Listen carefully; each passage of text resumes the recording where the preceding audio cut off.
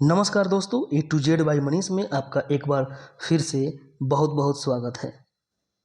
ये वीडियो होने वाली है भारतीय संविधान के ऊपर। इस वीडियो में हम भारतीय संविधान के भाग 1 के बारे में चर्चा करेंगे और उससे संबंधित अनुच्छेद के बारे में चर्चा करेंगे। ये वीडियो इस श्रृंखला की पहली वीडियो है। इस वीडियो में हम भाग 1 और उसके अनुच्छेद के बारे में चर्चा करेंगे। इसी तरीके से हम अन्य वीडियो में आगे दिनों में आने वाले वीडियो में प्रत्येक भाग को लेकर के वीडियो बनाएंगे, जिसमें उससे संबंधित अनुच्छेद के बारे में हम चर्चा कर रहे होंगे। तो आज हम इस वीडियो में भाग 1 के बारे में शुरू करने से पहले एक बार हम भारत के संविधान के प्रियम्बल यानी प्रस्तावना को पढ़ना चाहेंगे। तो यहाँ पे आप सब ध्यान देंगे। भारत के संविधान के जो उद्देशिका है, जिसे प्रियम्बल कहते हैं, उसमें क्या लिखा गया है। हम भारत के लोग भारत को एक संपूर्ण प्रभुत्व संपन्न समाजवादी पंथ निरपेक्ष लोकतंत्रात्मक गणराज्य बनाने के लिए तथा उसके समस्त नागरिकों को 3 प्रकार के न्याय यहाँ पे दिया जाता है। कौन कौन? सामाजिक, आर्थिक और राजनैतिक। 5 प्रकार की स्वतंत्रता: विचार, अभिव्यक्ति, विश्वास, धर्म और उपासना। उसके बाद में 2 प्रकार की अवसर की समानता और प्रतिष्ठा की समानता। 2 प्रकार की समानता यहाँ पे दी जाती है, प्रतिष्ठा और अवसर की समानता यहाँ पे प्राप्त करने के लिए, तथा उन सब में व्यक्ति की गरिमा और राष्ट्र की एकता और अखंडता सुनिश्चित करने वाली बंधुता बढ़ाने के लिए दृढ़ संकल्प होकर अपनी इस संविधान सभा में आज दिनांक 26 नवंबर 1949 ईस्वी मिति मार्ग शुक्ल सप्तमी संवत 2006 विक्रमी को एतद द्वारा इस संविधान को अंगीकृत, अधिनियमित और आत्मर्पित करते हैं। तो ये हमारे संविधान की प्रस्तावना में इतनी सारी बातें लिखी गई हैं। और इस प्रस्तावना से भी, संविधान के प्रस्तावना से भी सवाल बनते हैं। जैसे कि हमने आपको बताया कि 3 प्रकार के न्याय, पीछे हमने बताया 3 प्रकार की न्याय, 5 प्रकार की स्वतंत्रता और 2 प्रकार की समानता दिया गया है। अब आइए हम शुरू करते हैं अपने पहले पाठ को, जिसमें देखेंगे कितने अनुच्छेद हैं और उन सारे अनुच्छेद के बारे में हम चर्चा करेंगे एक एक करके। अगर आप इस चैनल पे पहली बार हैं तो चैनल को सब्सक्राइब जरूर करें। A to Z by Manish. कोई भी आप गवर्नमेंट एग्जाम की तैयारी करते हैं तो उसके लिए ये चैनल बहुत ही इम्पोर्टेंट है, हेल्पफुल है। अब आइए शुरू करते हैं। तो हम यहाँ पे शुरुआत करते हैं। भारतीय संविधान में वर्तमान में 448 अनुच्छेद, 12 अनुसूचियाँ और 22 भाग हैं। लेकिन प्रारंभ में जब संविधान बना था तो उस समय 22 भाग थे, 395 अनुच्छेद थे और 8 अनुसूचियाँ थी। समय समय पर संविधान में संशोधन के माध्यम से अनुच्छेदों और अनुसूचियों की संख्या में वृद्धि हुई। पार्ट 1 में क्या कहा गया है? भाग 1 में भारतीय संविधान का भाग 1 क्या कहता है कि संघ और उसका राज्य क्षेत्र से ये संबंधित भाग है। इसमें अनुच्छेद 1 और 4 शामिल है, 1 से 4 शामिल है। यह भाग भारत के नाम, राज्य क्षेत्र के घटक और सीमाओं से संबंधित है। इस भाग में भारत को राज्यों का संघ कहा गया है, जिसका अर्थ है कि कोई भी राज्य भारत से अलग नहीं हो सकता। कोई भी राज्य भारत से अलग नहीं हो सकता, इस पार्ट 1 में कहा गया है। अब पार्ट 1 में जो 1 से 4 अनुच्छेद है उसको हम डिस्कस कर लेते हैं। तो अनुच्छेद 1 में क्या कहा गया है? यहाँ पे यह बताता है कि भारत राज्यों का संघ है और इसका नाम इंडिया है। तो यानी कि भारत क्या है, राज्यों का संघ है और भारत का दूसरा नाम क्या है, इंडिया। एक तो नाम भारत है और दूसरा इंडिया है।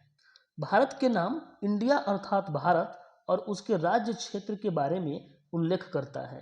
अनुच्छेद 1 क्या करता है, एक तो भारत का नाम बताता है कि भारत का नाम दो है, भारत और इंडिया, और उसके राज्य क्षेत्र के बारे में उल्लेख करता है। राज्य क्षेत्र का मतलब क्या हुआ कि भारत में कितने राज्य हैं, कितने केंद्र शासित प्रदेश हैं, उनके नामों के बारे में यह उल्लेख करता है। तो अभी वर्तमान में 28 राज्य और 8 केंद्र शासित प्रदेश हैं। तो ये अनुच्छेद 1 में इतनी सारी बातें कही गई हैं। अनुच्छेद 2 देखते हैं अब। अनुच्छेद 2 में क्या है, यह प्रावधान करता है कि संसद किससे बनता है, लोकसभा, राज्यसभा और राष्ट्रपति से मिलकर के संसद बनता है भारत का।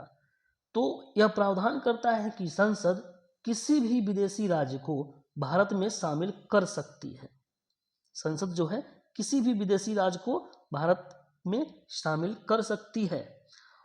इसका एग्जाम्पल है, इस अनुच्छेद के तहत कई राज्यों को भारत संघ में शामिल किया गया, जैसे कि सिक्किम, गोवा और कुछ अन्य केंद्र शासित प्रदेश।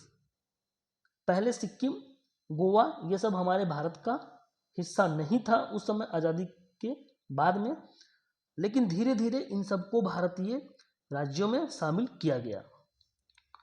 उसके बाद में अनुच्छेद 3 को डिस्कस करते हैं। अनुच्छेद 3 में क्या कहता है, यह प्रावधान करता है कि संसद किसी राज्य के नाम, सीमा या क्षेत्र में परिवर्तन कर सकती है। यानी कि संसद क्या है, किसी राज्य के नाम को बदल सकती है और उसके सीमा में भी परिवर्तन कर सकती है। नया राज्य बना सकती है। अनुच्छेद 3 में कहा गया है कि नया राज्य बना सकती है। किसी राज्य का क्षेत्रफल बढ़ा या घटा सकती है, यानी कि सीमा क्षेत्र में परिवर्तन कर सकती है। उसके बाद में किसी राज्य का नाम बदल सकती है, यानी कि मुख्य रूप से इसमें क्या कहा गया है, किसी राज्य का नाम बदला जा सकता है और उसके सीमा के क्षेत्र में परिवर्तन किया जा सकता है। तो नया राज्य बनाने का मतलब क्या हुआ, अभी हमने अनुच्छेद 2 में देखा कि नया राज्य बनाया जा सकता है, उसको बनाया जा सकता है जो भारत के पहले, जो भारत का वो हिस्सा नहीं था।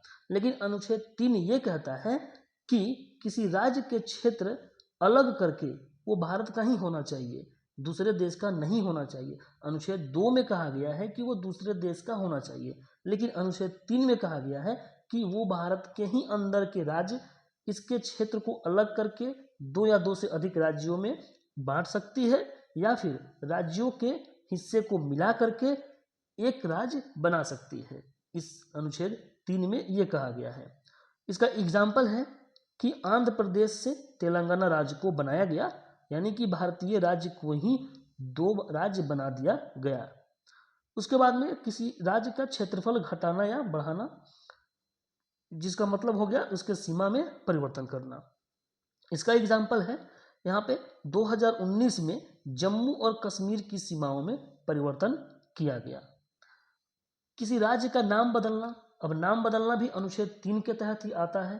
तो अनुच्छेद 3 में ये नाम बदलने से क्या हुआ कि जैसे एग्जाम्पल इसका क्या है कि इलाहाबाद का नाम बदल के यहाँ पे प्रयागराज कर दिया गया। तो ये अनुच्छेद 3 के तहत ये सारे चीज किए गए हैं। उसके बाद में हम अनुच्छेद 4 को देख लेते हैं। अनुच्छेद 4 में क्या कहता है कि अनुच्छेद 2 और 3 से के तहत किए गए संशोधन, अनुच्छेद 2 और 3 के तहत किए गए संशोधन के बारे में विशेष प्रावधान करता है। विशेष प्रावधान क्या है कि संशोधन को राष्ट्रपति द्वारा रोका नहीं जा सकता है। अनुच्छेद 2 और 3 में जो भी संशोधन हुए हैं उसको राष्ट्रपति के द्वारा रोका नहीं जा सकता है। अनुच्छेद 2 और 3 के तहत किए गए संशोधन को संविधान संशोधन, जो कि अनुच्छेद 368 के तहत होता है, उसे संविधान संशोधन नहीं माना जाएगा, ये अनुच्छेद 4 में कहता है। तो इस तरीके से हमने एक एक करके 1 से 4 तक अनुच्छेद के बारे में यहाँ पे पढ़ा। अनुच्छेद 1 के बारे में क्या कहा गया, एक में ये कहा गया है कि भारत के नाम और ये भारत क्या है, राज्यों का संघ है, इसका उल्लेख किया गया। अनुच्छेद 2 में क्या कहा गया कि किसी नए राज्य का निर्माण कर सकती है भारत किसी भी विदेशी राज्य को भारत में शामिल करके। उसके बाद में अनुच्छेद 3 में क्या कहा गया कि भारत के अंदर के राज्यों को 2 भागों में बना सकती है, 2 राज्य, या फिर 2 राज्यों को मिलाकर के एक राज्य बना सकती है संसद। और अनुच्छेद 4 में क्या कहा गया, यहाँ पे अनुच्छेद 4 में कहा गया कि अनुच्छेद 2 और 3 में जो भी काम किया गया है, नाम चेंज किया गया है, नया राज्य बनाया गया है, नया राज्य शामिल किया गया है, या फिर 2 राज्यों को अलग अलग बांटा गया है, ये सब अनुच्छेद के 368 के तहत यानी संविधान संशोधन के तहत नहीं माना जाएगा और इसको राष्ट्रपति के द्वारा रोका नहीं जा सकता है। तो ये हमने 1 से 4 तक अनुच्छेद इस वीडियो में आपको हमने बताया। अगली वीडियो में हम दूसरे भाग यानी पार्ट 2 को डिस्कस करेंगे और उनसे संबंधित अनुच्छेद को भी डिस्कस करेंगे। तो मिलते हैं अब अगले वीडियो में, तब तक के लिए जय हिंद।